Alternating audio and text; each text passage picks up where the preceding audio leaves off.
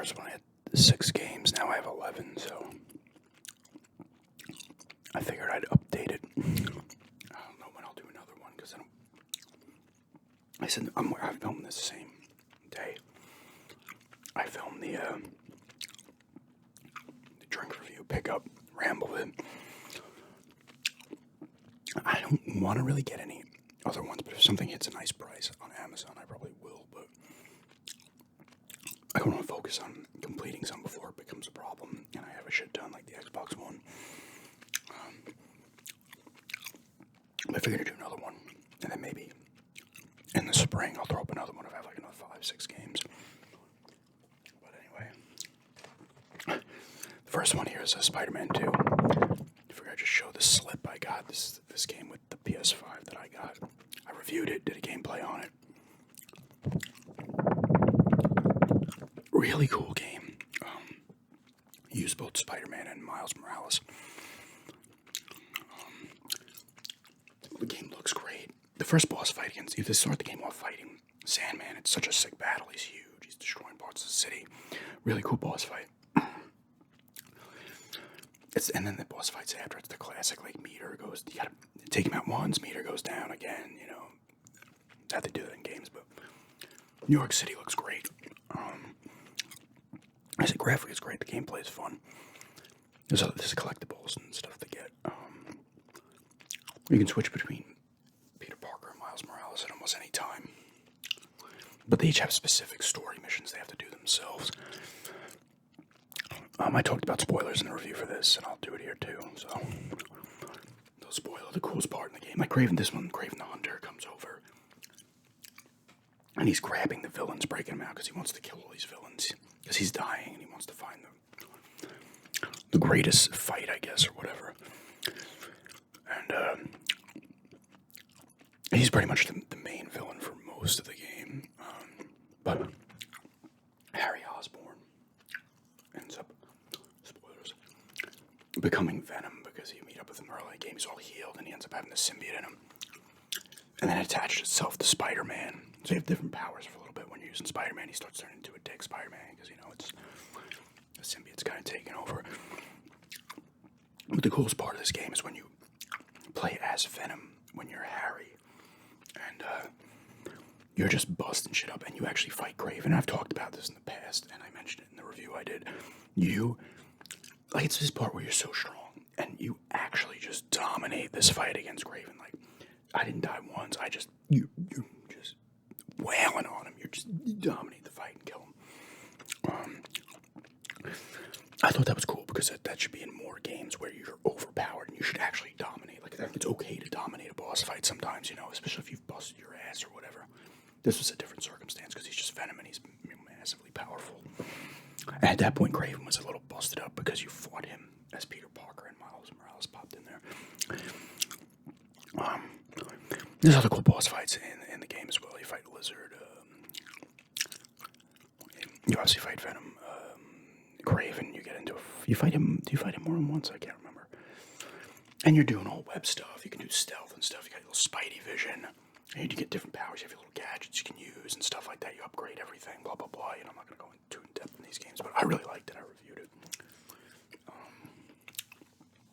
I did say it dragged a little bit at the end, in my opinion. I think it was dragging at the end. I was like, okay, I gotta do this now. You know, there's a couple missions you play as Mary Jane as well, and there's stealth-oriented missions.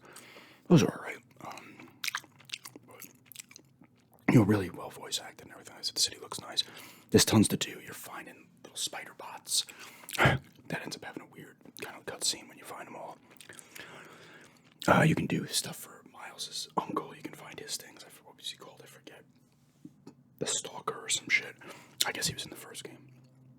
But you can do things for him and get upgrades and stuff like that. You're getting all different things to upgrade and, you know, upgrade your powers and get new powers and stuff like that.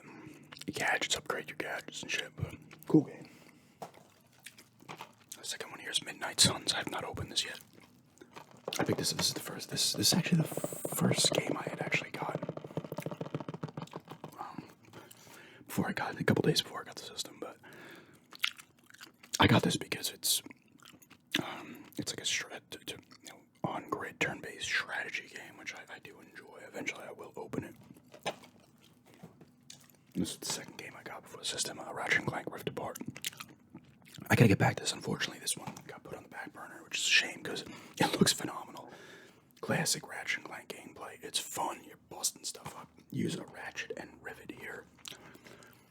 And the thing of this game is, Clank wants to give you the Dimensionator. Is that what he called it? Like he built it for him, so he can find other Lombaxes in like different, worlds or whatever dimensions. But Nefarious comes, gets it, and all of a sudden you're in a world where Rivet and Nefarious like gain control, and they have seen each other. I think did they both see? Because Ratchet's hanging out with Rivet now. What I was up to, and Ratchet can do some other little things that are kind of cool. You gotta like do these things and have like little replicas of him go and do shit. Because you're like fixing the dimensions or some crap. I forget what the hell. It looks amazing. You get different weapons like classic Ratchet and Clank. It's just fun. It looks great. It can be funny at times, Cool. It's a great game series though. This is the one I got today. I need to start tapping. I did not. I was gonna do a video of, but I didn't. Dredge. This is the Deluxe edition. This has some extra stuff in it. It's got a DLC soundtrack, mini art book, poster, sticker set. I talked about this I was looking at this like a while ago on the, maybe not a while ago. When did it come out? 23, maybe like 6 months ago on Xbox. This and another one called Killer Frequency. If anyone's played that, Killer Frequency, let me know how it is. But then I saw him on Steam, and I did the Steam browsing, and a few of you commented like it's a really cool game. It's like a fishing game, but like a horror game too. I was like, that sounds cool. It was $20, so I actually am excited to give this a go. Dredge.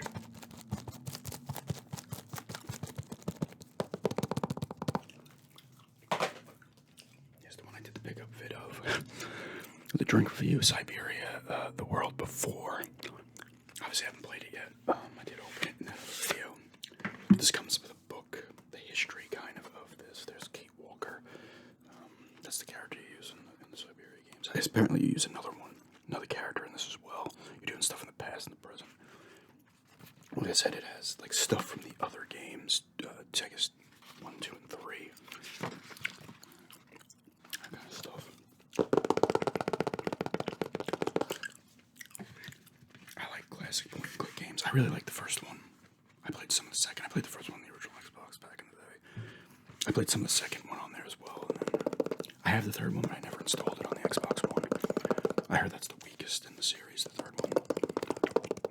It's a great tapping sound.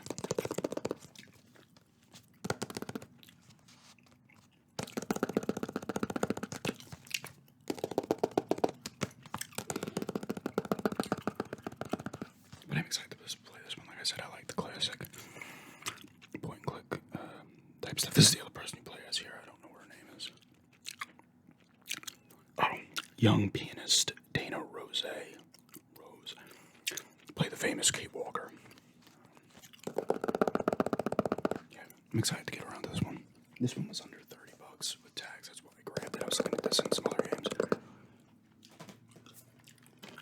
Assassin's Creed Mirage. I talked about a little bit of this in the what I've been playing. This one comes with a lithograph and a map. I showed it in the it's another good tapping sound. I talked about this in the what I've been playing video. It's a cool game. I like it. When I complete it, because I feel like I'm about 75% done with this one, maybe a little less. This one is more in the style of the original Assassin's Creed, especially the first one, and even like the second and the third Brotherhood Revelations as well. You're in kind of a tight city in this one. It's not tight, but it's more that enclosed city where you're doing a lot of the parkour and sneaking around, hiding on benches, blending in crowds and stuff like that. What's his name? Basim. I think the guy I use. I think that's his name, right? Looks really nice. I will say some of the gameplay, like the running across stuff, comes across sometimes as a little slow.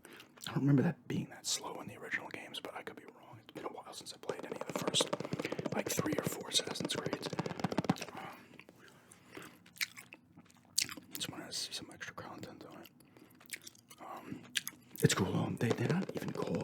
they're called the. This one, the Assassins are the Hidden Ones. I forget what they were calling the other ones. They weren't calling the Templars and the Assassins yet. So I don't know what chronologically or whatever where this one is. I think it might be after Origins. But I'm probably wrong. But you're in Baghdad, and this one looks nice. Once again, there's stuff to collect. You're collecting historical books for a guy. You're pickpocketing, obviously, in this game, and you do special pickpockets where it's harder. And then you give them to this other guy and stuff like that. And you can find, like, treasures. If you find certain things, you can then find out what the treasure is by a picture and stuff. Like I said, it looks really nice. The combat's decent, Eventually you get stuff like, blow dart, you have the knife. Little trap bomb type thing. What's the other thing you get? There's little gadget type things as well. I forget what the other one is. I want to get back into this one, actually. I want to finish this one kind of as soon as possible. Like I said, I like it because I was getting a little too overwhelmed by the huge ones like Odyssey. And I talked about Odyssey. I think I did a review on that gameplay. I loved Odyssey, but I love it as a game, an open world game, not as much as an Assassin's Creed game. This didn't feel like one. This feels more like Assassin's Creed. You're doing the classic, you dive on them, and of course, as they're dying or dead already, they give you a speech, bad guy, you give you a speech. But this has to feel the old one. So if you like the old ones and you're like kind of yearning for some of that, you'll enjoy this one. Yeah, it's cool. This is one I've been playing. I was playing it before, actually. I just took out the Leviathan.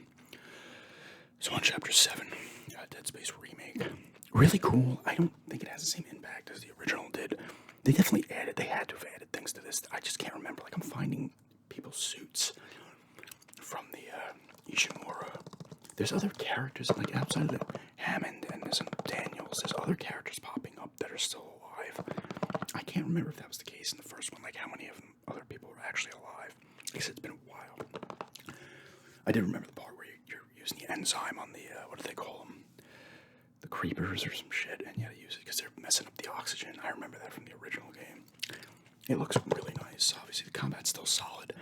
You can get a little annoying sometimes. You have your stasis and you have kinesis as well, so you're using some strategy with the combat. Plasma cutter's still the way to go when you upgrade that thing, because you gotta cut the limbs off the enemies. There's a decent variety of enemies. But I've gotten all the weapons now. The Ripper, the Flamethrower. Was it the Plasma Beam? The Line Cutter. The last one I just got was the kind of kinesis, the kinesis gun thing. I forget what it's called. It looks just like a kinesis shot type of, a stasis shot, I think, something like that. I forget what it's called. The Ripper. The 7 or 8 weapons. I remember I got the trophy for all of them. Sometimes it can be annoying. They throw a lot of enemies at you in a spot, and combat's nice. You can move around, but you don't run particularly fast. And this looks really nice. I forgot how much backtracking there is in this game. The second one opens it up more. You're going from different areas of the ship through the tram and stuff. It's still really cool. Like I said, I don't find it necessarily creepy, but the atmosphere is nice. And you can upgrade your suit. You get nodes. You can upgrade your suit, and you get schematics for different upgrades on your weapons as well. You get the nodes to do that, your workbench and stuff. And they definitely had to have added stuff in this because some of it didn't look familiar, but it has been a while. But some of it did not look familiar. And there's little side quests, which I'm pretty sure there weren't side missions in the other one. But it's a good remake for sure. Plague Tale Requiem. This is another one I was playing, and then like I said, with this game, you can get frustrated with this game. It's almost trial or error. It's like gameplay. What are their names again? Does it say it on the back? I forgot them again. Damn it. What are their names? Hugo is the kid, the brother. What's her name? I don't think it's Mia, is it? No, I can't remember now. And their mother's there as well, and another kid popped up. But I'm just with Hugo now. I think I'm in chapter 7 or 8. The rats are involved. You can actually control the rats in this one. You might have been able to control them in a sense as well. I don't know. You immediately get to a town. It starts off pretty hot. You're hanging out. You're playing whatever the hell you're playing. Wizards or some shit. These people are doing this crazy shit. And why can't I remember her name?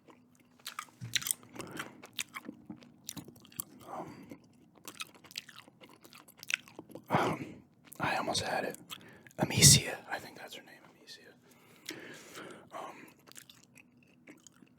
But she kind of loses and kills a few people. Like, they kill us when you like kind of level up as you do certain things. Like, if you're doing more stealth, the stealth will kind of get better. If you're doing more combat with your slingshot, that will get better. But I think the other kid's name's Lucas, and he keeps giving me shit because I'm killing people. I'm like, oh, dude, shut up. Because sometimes I'll be stealthing my way through fine, and I'll use a distraction or something, whatever you gotta do to get by, sneaking, going under things, whatever. And sometimes it's just a pain in the ass. I'm like, you know what? I'm taking a few people out and making it easier for myself. Because if you knock out people's torches and shit, the rats will take them out if rats are in the area and shit like that. It looks, once again, it looks really nice. It actually looks really nice. Like, there was a part where I was in the bush or something, and I'm looking at the character's hair, and I'm like, oh my god, like, I've never seen such great video game hair. And voice acting's really good. You get a crossbow, too. And there's different things you do, like sulfur and stuff, and you do different things to make little firebomb type stuff. It was cool. I just gotta get back into it. Like I said, I was getting frustrated, so I'm not gonna throw in Dead Space. You know, I don't feel like being in. I didn't, because I was feeling like shit when I was playing it. I'm like, I do not want to get frustrated right now. But it is cool. Forspoken. I have not opened this one yet, although I think the plastic is ripped on the side. It's another one I got for Christmas. I've heard some people say this game sucks. I've heard other people say it was decent.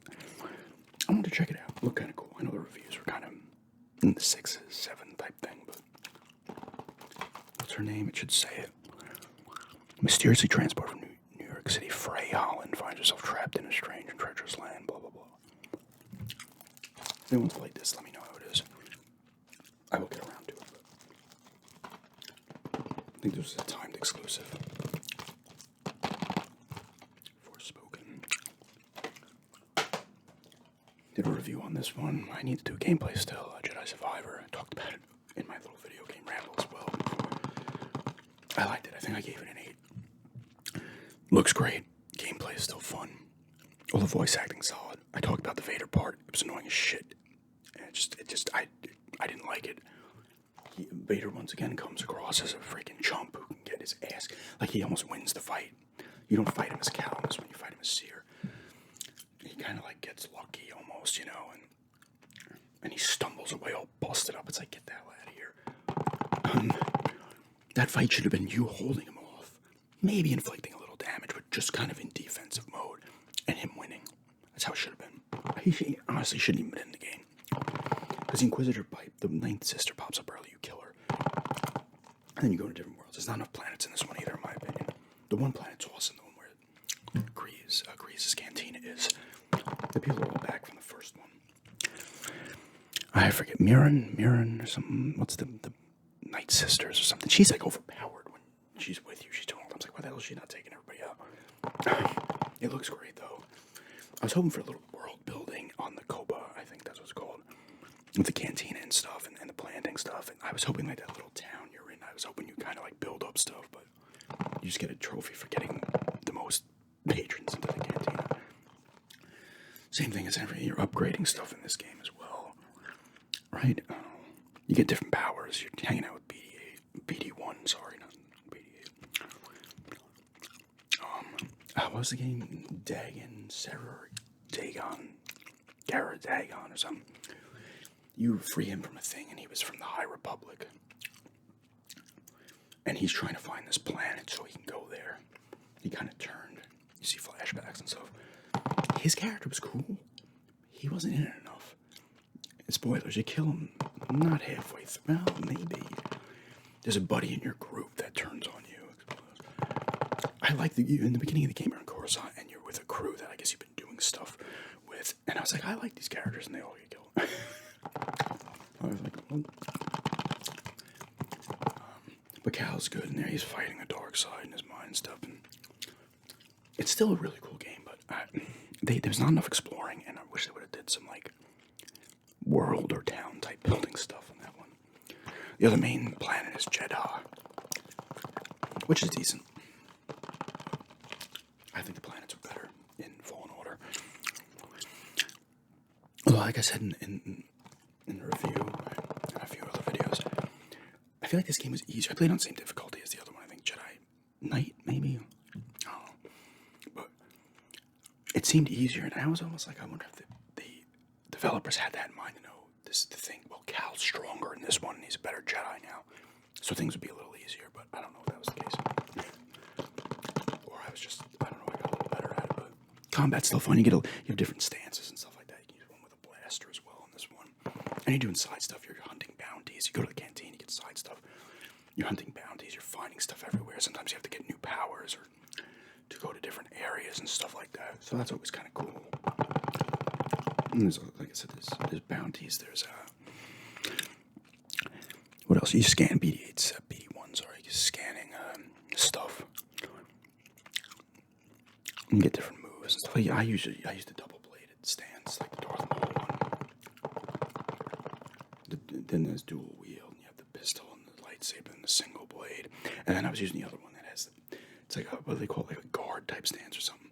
It's the big blade with the hilt, kind of like the hilt like Kylo Ren has. That was a pretty cool stance I used a bit, but it's a little slower. And you have force powers as well. Push, pull. You can use the mind tricks and stuff like that. It's pretty cool though. It could have been great. It could have been like really great. And the last game is one I beat that I loved. I did a review on this, Ghostwire Tokyo. This game was awesome. I had forgotten about this game, and I saw it on Amazon for $20, and I was like, oh shit, I forgot about this one. I'm grabbing it. It takes place in Tokyo, obviously, and you get like possessed by this dude, and all of a sudden you have these powers, and all of this fog comes, and everybody disappears in the city of like spirits. So you got to go out through the game and save these spirits, and you put them in this phone booth. I forget, it was in Akito's, the guy I used, and KK is the spirit guy. You find out what happened to him and stuff, and I forget what this guy's name is, like Hamaya or something. I forget. He's trying to do this thing and stuff like that. The usual stuff these guys do, and you have different enemies. Here's two of them. Got the umbrella and the schoolgirl with no head. It's actually a good variety of games of enemies in this. You have the slit face one with giant scissors. There's a lot of like folklore type stuff in here, which is cool. There's a bunch of different student types. Missing a head or whatever. There's the guy with the umbrellas. A couple different ones with umbrellas as well. There's a bunch of different enemies as well. I can't remember. There's a few flying enemies as well. I can't remember all of them. I did a review on this one too, but it looks really nice.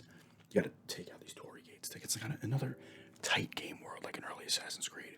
And like, when you do the synchronization stuff in Assassin's Creed, in this one, when you take out a Torii gate, you cleanse a Torii gate, fog disappears, and you access more stuff.